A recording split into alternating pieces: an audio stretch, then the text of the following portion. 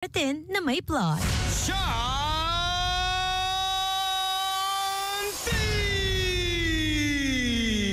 99.5 IFM, mga mga FM. Subaya, kasama na naman ninyo si Idol Shanty ngayong afternoon na mainit. Mainit kaninang umaga, tanghali. Mainit pa, pati ang merienda natin.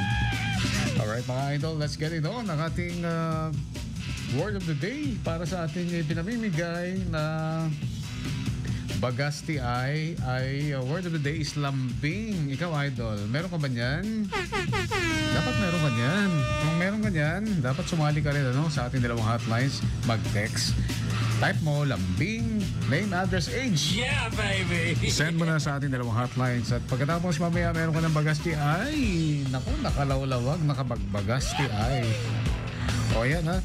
Bago tayo mag-ay merienda, ito muna yung ating ay bakit naman? Bakit kasi? Bakit ba kasi ganito?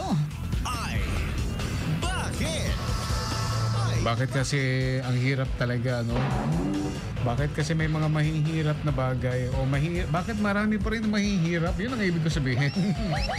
Ay, bakit? Bakit marami pa rin na mahihirap? Marami rin ang mga yumayaman sa masamang paraan.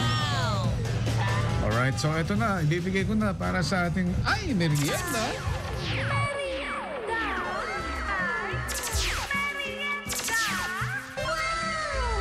Wow! Sarap naman ng puto cheese na yan. Alam mo ba, Idol, na ito, hindi mainit, pero mas masarap to pag malamig.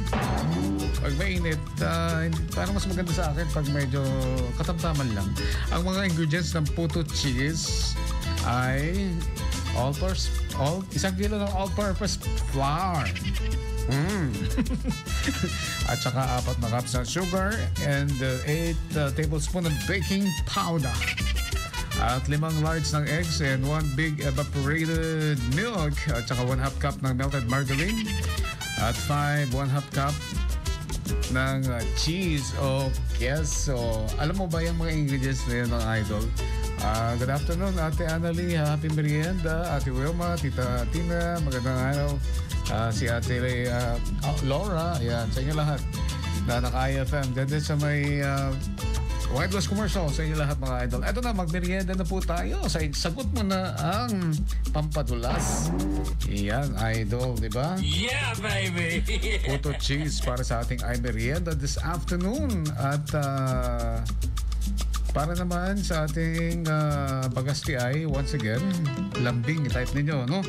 Tapos, isend ninyo sa ating dalawang hotlines at mamaya, before 5 o'clock, meron ka ng Bagasti ay Monday winner natin. Sino kaya? Baka ikaw na yun, I know. Sakali na, 3:31 ang ating oras sa IFM.